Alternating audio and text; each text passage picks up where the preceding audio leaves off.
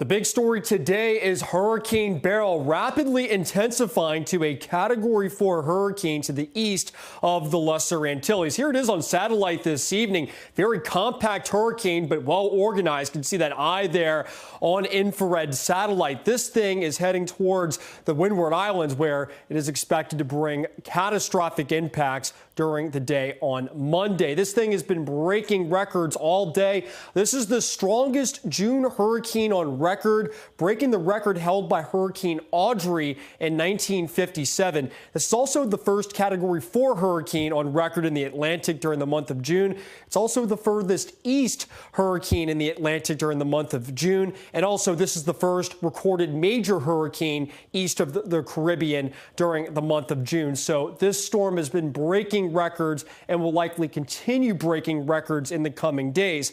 Here it is on satellite this evening as the sun sets. You see that stadium effect there into the eye. This is a very powerful storm as it moves off towards the east.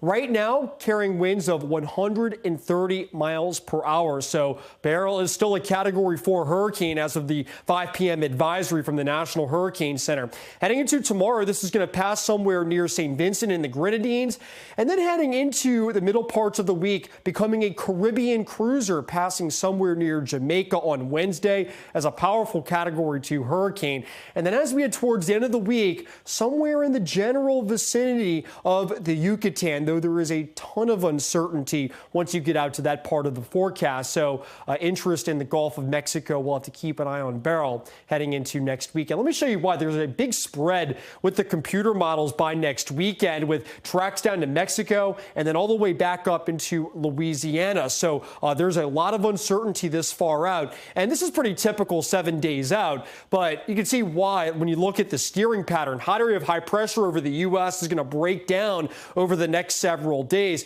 By the time we get to the end of the week, a trough digging down to the Great Plains, bringing a cold front down. And meanwhile, there's Beryl in the western Gulf of Mexico. If this high breaks down a little bit, it could allow for a more northerly track into maybe Texas. But if it's a little bit stronger, it would send Beryl right into Mexico. So we'll be watching the trends very closely. Beryl's not the only game in town, though. We're watching newly formed Tropical Depression 3 in the Gulf of Mexico. That's going to move into Mexico tonight. And then behind Beryl, another disturbance that has a high chance of development over the next 5 days as it moves in the general direction of the Caribbean. So here's Tropical Depression 3 spinning in the Bay of Campeche this afternoon. Hurricane hunters went in there and found that this is a depression, and you can see it has a lot of thunderstorms with it. It does have a brief window to become Tropical Storm Chris before making landfall later on tonight. Either way, heavy rain and flood threat for Mexico. Lots of mudslides possible down there, so we'll be monitoring that. And then meanwhile, out in the Atlantic, there's another disturbance. This has been dubbed Invest 96L.